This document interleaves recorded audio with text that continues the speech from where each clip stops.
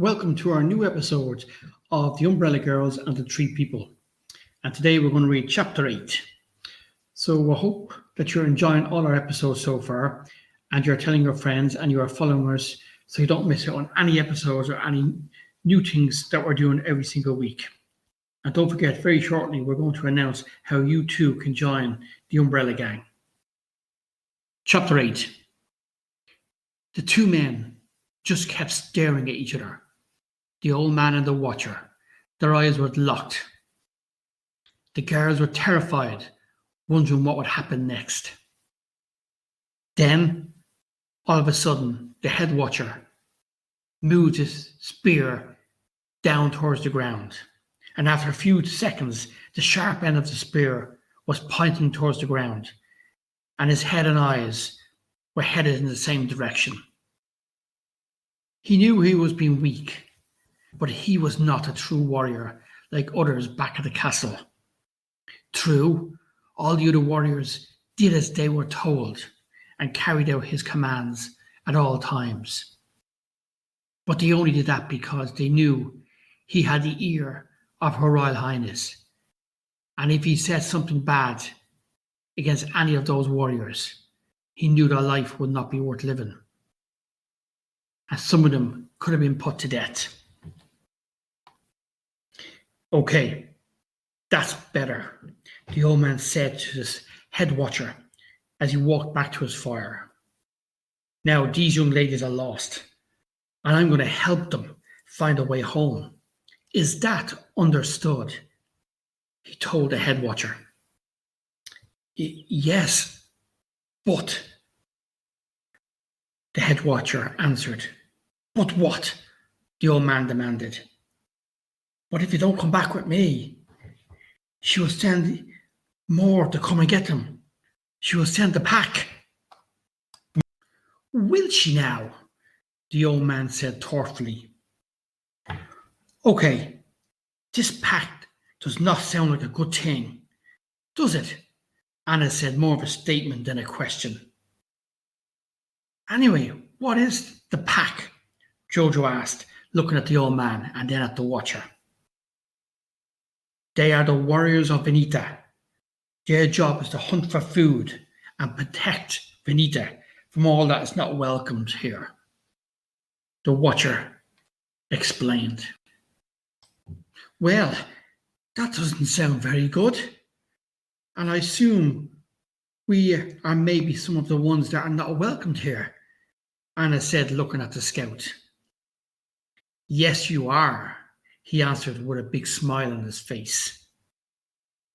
Now hold on a minute, the old man said as he stood up. Only Her Royal Highness can decide if you are welcomed here or not, he explained to the girls. True.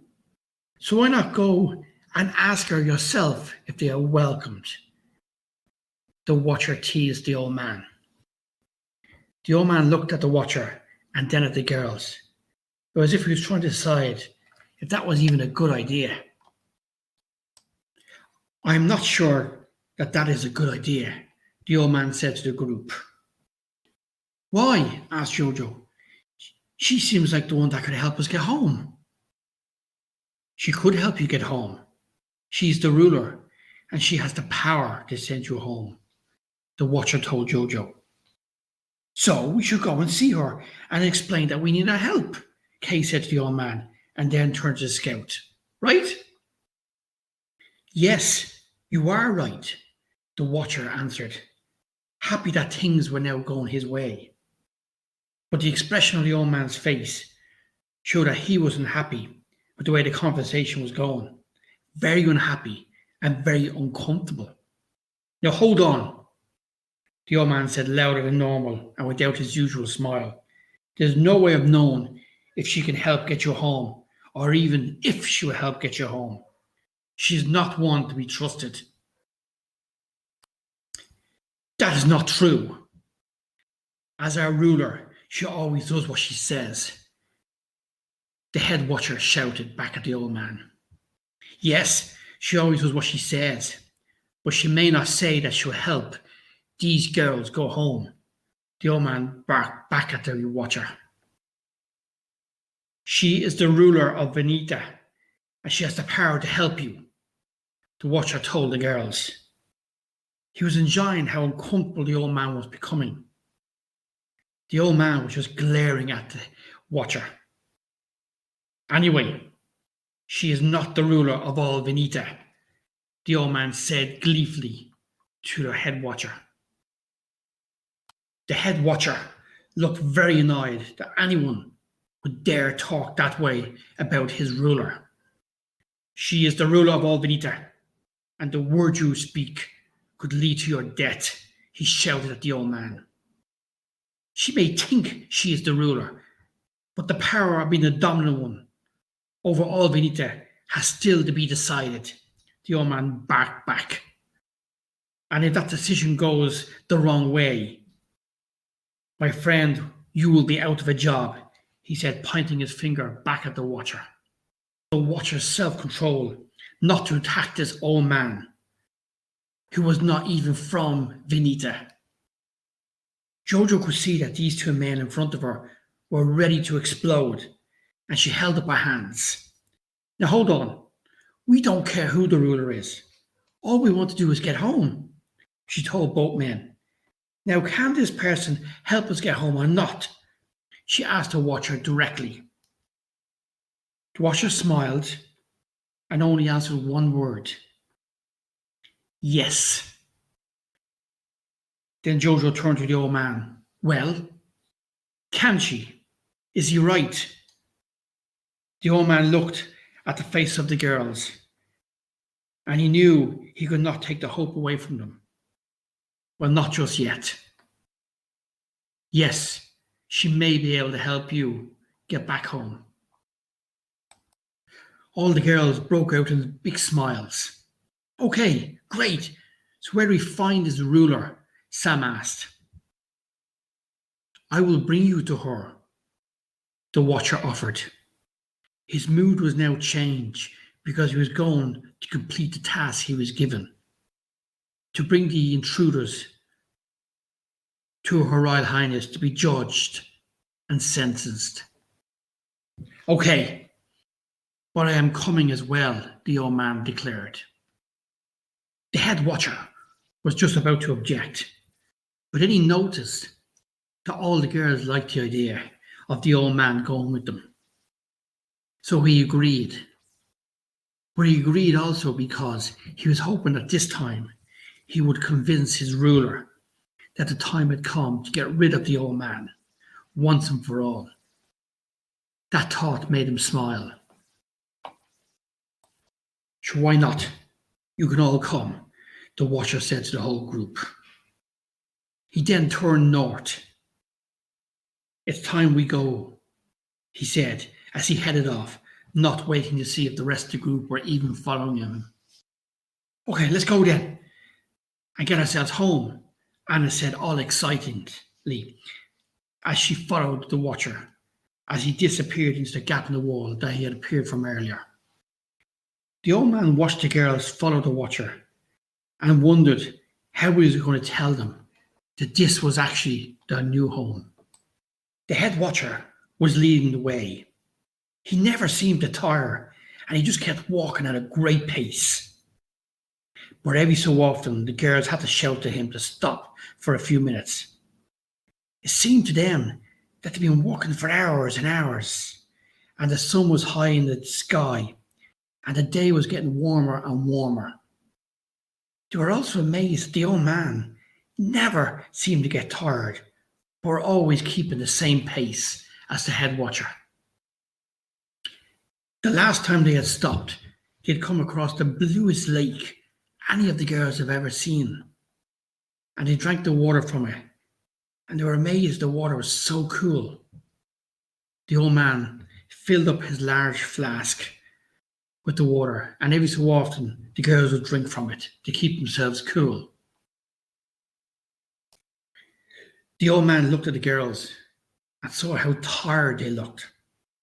The sun was really getting to them. Okay, I need to stop for a while, he lied as he shouted to the watcher who was leading up front. The watcher stopped and looked back at the group and just shrugged his shoulders. He could not understand why these people wanted to stop so often. Or if he meant he got them back to his ruler, then so be it. The girls found a shaded place under a big tree and plopped onto the ground. How far more is this place? Sam asked the question they were all wondering. Not too far now, the old man said as he opened his sack and pulled out some fruit. Here, try this, he said as he offered the girls the small round fruit. You have a lot of those fruits in your bag because I'm starving, Kay said as she took the strange fruit. Do I peel it or what? She asked as she turned the fruit round in her hands. No, just bite into it, the old man answered as he handed the rest of the group some of the fruit. Now, this is fruit and not some other funny stuff from a goat or some other animal, Anna asked as she looked at the strange fruit in her hands. The old man laughed. No, it's a fruit. Go on, try it, he told the girls as he took a bite out of his one. And then the girls followed his example. It's actually not bad. A bit sweet, but it's nice, Sam said as she took another bite of hers. What's it called? Jojo asked as she slowly chewed hers. You know, I don't know what it's called. The locals have some weird name that I cannot pronounce. So I just call it a fuller, the old man said. Why do you call it a fuller?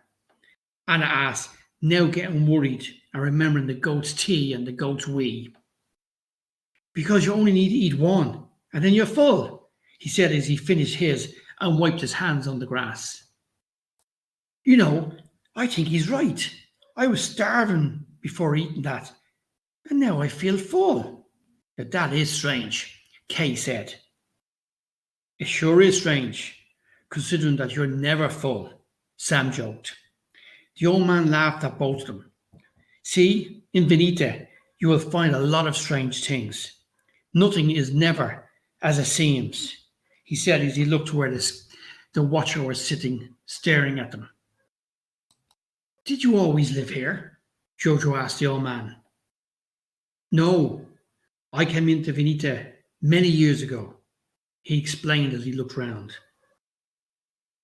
Where did you come from? Sam asked. From another world, he answered more to himself and then looked at the girl's confused expression. Well, not really another world.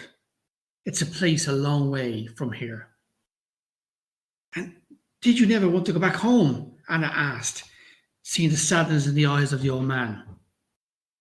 I did for a while, but then I realised this was now my home, and shall look at all the great things it has to offer, he said as he pointed to the fruit the Sam was just finishing.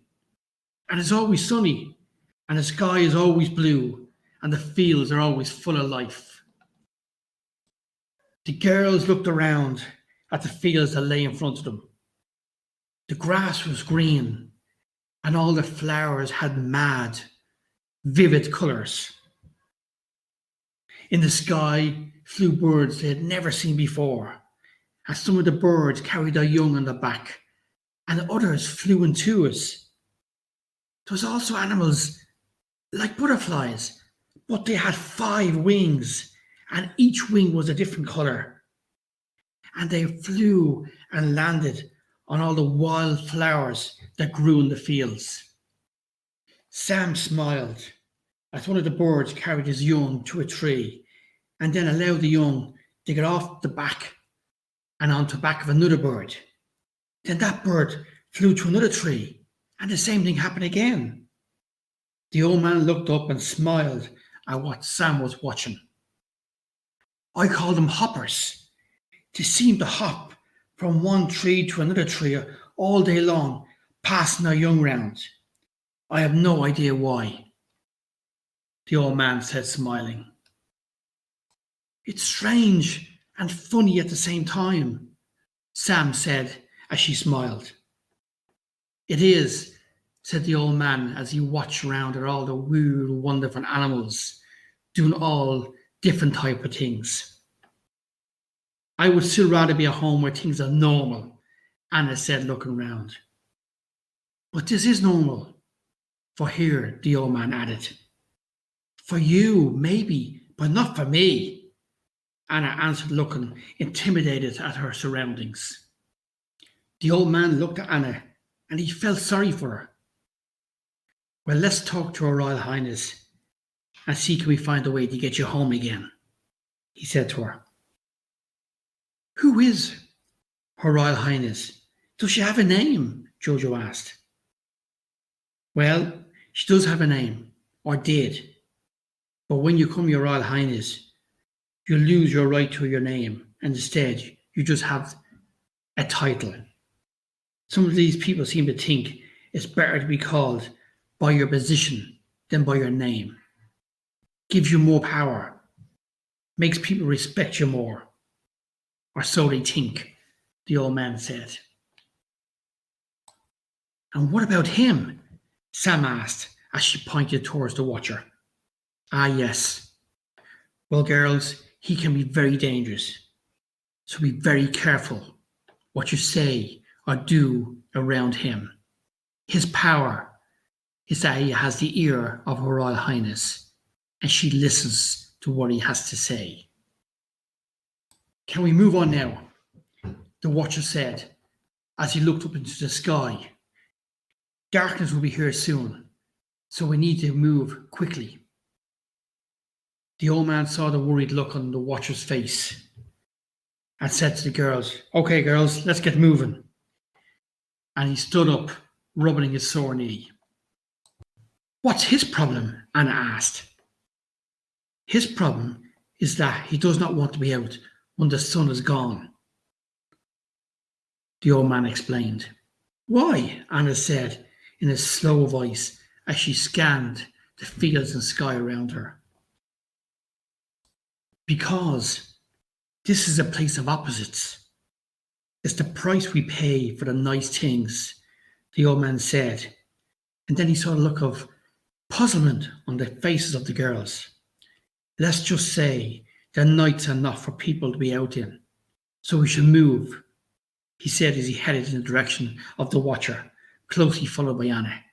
Come on, you heard him. Let's move, she said as she passed the rest of the girls. Travelled for about another 3 hours, this time taking no more rests, until they finally caught sight of the large walls. Is that where we're headed? Sam asked, out of breath. Yes, that's the place, the old man answered. What is in there? A town? Jojo asked. No, was all the old man answered. But where is the way in? Anna asked as she looked at the pure solid walls that seemed to have no windows or doors. As the group looked ahead, they saw the watcher waving frantically to hurry the group on. Hurry, hurry, it's nearly too late. What's wrong with him? Jojo asked as she looked at her friends, who were staring behind them. Jojo stared in the same direction as her friends and saw that the sky seemed to be getting darker.